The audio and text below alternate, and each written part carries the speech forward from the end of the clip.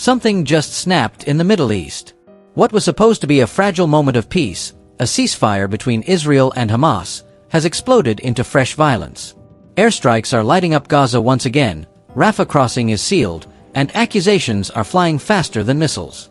Each side claims the other fired first, and the world is holding its breath, wondering if this is the moment the entire region slides back into war. Stay tuned, because tonight, we're breaking down exactly how this truce began, how it unraveled, and what it means for the future of the Middle East. The ceasefire had been in place for just over a week.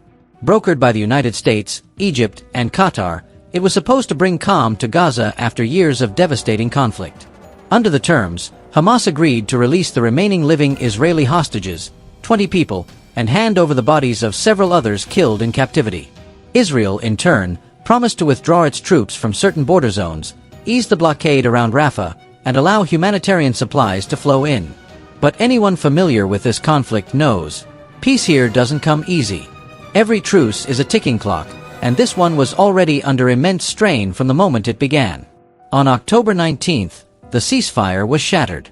According to the Israeli Defense Forces, Hamas militants opened fire on Israeli troops near Rafah in southern Gaza, using sniper rifles and anti-tank weapons. Israel responded within hours, launching a wave of airstrikes across the enclave. Explosions rocked Gaza City, Khan Yunis, and Rafah. At least 11 Palestinians were killed that day alone, including civilians in a coffeehouse in central Gaza. Israel called it a blatant violation of the truce. But Hamas tells a very different story. In an official statement, the group denied any involvement, claiming they were fully committed to the ceasefire and accusing Israel of fabricating the attack to justify renewed aggression. Gaza's media office went further, accusing Israel of violating the truce 47 times since it began, killing 38 Palestinians and wounding over 100 more. In their words, Israel never intended for this ceasefire to last. So who's telling the truth? It's the classic, who shot first, dilemma. Israel says its troops were ambushed. Hamas says it was framed.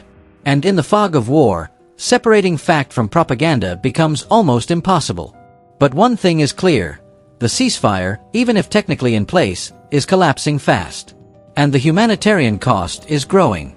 Gaza's hospitals, already running on fumes, are now treating dozens of new casualties. The Rafah border crossing, the only lifeline for civilians and aid, remains closed. Israeli officials say they won't reopen it until Hamas delivers the remains of all deceased hostages. That closure alone could choke off food, medicine, and fuel to over 2 million people trapped inside the Strip. Behind every explosion, there's politics. For Israeli Prime Minister Benjamin Netanyahu, this truce was always a balancing act. His far-right coalition partners, led by hardliners like Itamar Ben-Gvir, oppose any deal that leaves Hamas standing. They want the war finished, completely. So when reports emerged of Hamas violating the ceasefire, Netanyahu faced immediate pressure to strike back hard. He couldn't appear weak.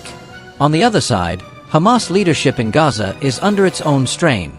After losing much of its military infrastructure and struggling to govern a devastated territory, Hamas can't afford to look submissive. Its leaders deny breaking the truce, but they also can't be seen as bowing to Israeli or U.S. conditions. That's why they frame every Israeli strike as proof that Israel can't be trusted. It's a cycle of politics and retaliation, one that keeps repeating year after year. This conflict isn't just about Gaza or Israel. The stakes reach far beyond the region. If the ceasefire collapses completely, it could trigger a chain reaction.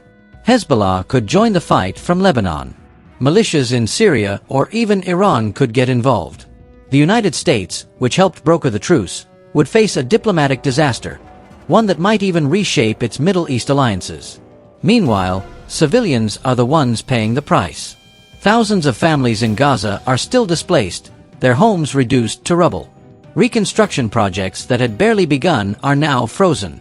Aid groups warn that if the Rafah crossing stays closed, Gaza could face another humanitarian collapse within weeks. And let's not forget the hostages, both living and dead, whose fates have become bargaining chips in a deadly geopolitical game. Around the world, reactions are pouring in. Washington has expressed serious concern over the renewed fighting but continues to back Israel's right to defend itself. The State Department also claimed to have credible intelligence suggesting Hamas planned to breach the ceasefire, something Hamas flatly denies. Egypt and Qatar, who helped broker the truce, are now scrambling to keep both sides talking. But their leverage is shrinking by the hour. In Europe, the EU has urged restraint but avoided taking sides. And across social media, the familiar divide is back. One side accusing Israel of disproportionate force, the other blaming Hamas for hiding behind civilians. The global conversation is loud, but the solutions are few. For people on the ground in Gaza, the situation feels grimly familiar. The skies roar with fighter jets, the streets fill with dust and smoke, and the hospitals overflow again. One resident told the BBC, "We thought we'd have peace. Instead, we got silence followed by bombs." And for Israelis living near the Gaza border, fear is returning. Air raid sirens have been heard in southern towns again. Many families who had just returned home during the truce are now packing up to leave. For both sides, the so-called pause in fighting has turned into a cruel illusion. So where does this go from here? Analysts see three possible outcomes. 1. The ceasefire holds, barely. Both sides scale back attacks, diplomats rush in, and negotiations resume. This is the optimistic scenario, but it requires immense restraint. 2. A partial collapse, limited flare-ups, small strikes, but no full-scale war. The truce remains on paper, but fighting continues in bursts.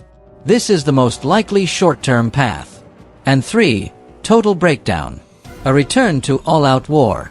Massive Israeli operations, renewed rocket fire, maybe even regional escalation. If that happens, this could become the most dangerous Middle East conflict since 2023. The deciding factors: whether Rafah reopens, whether Hamas hands over all hostages, and whether Netanyahu's government decides that political survival matters more than fragile peace. Even if you live thousands of miles away, this crisis matters. A renewed Gaza war would shake global markets, drive up oil prices, and reignite debates about U.S. foreign aid. It could strain relationships between Washington and Arab allies, and even influence next year's U.S. elections. But beyond politics, this is about human suffering, ordinary people trapped in an endless loop of ceasefire and chaos, while leaders play power games. Every broken truce erodes hope that peace is even possible. And that loss of hope might be the most dangerous weapon of all. So, where does this leave us? A ceasefire that was supposed to heal, now bleeding. A fragile calm replaced by the roar of jets. And a region once again balancing on the edge of catastrophe. In the coming days, watch for three key things: whether Israel and Hamas agree to restore the truce, whether international mediators can reopen Rafah, and whether global powers step in before it's too late. If you found this breakdown helpful, hit that like button, subscribe, and ring the bell for more global updates. This story is moving fast, and we'll be right here breaking it all down for you.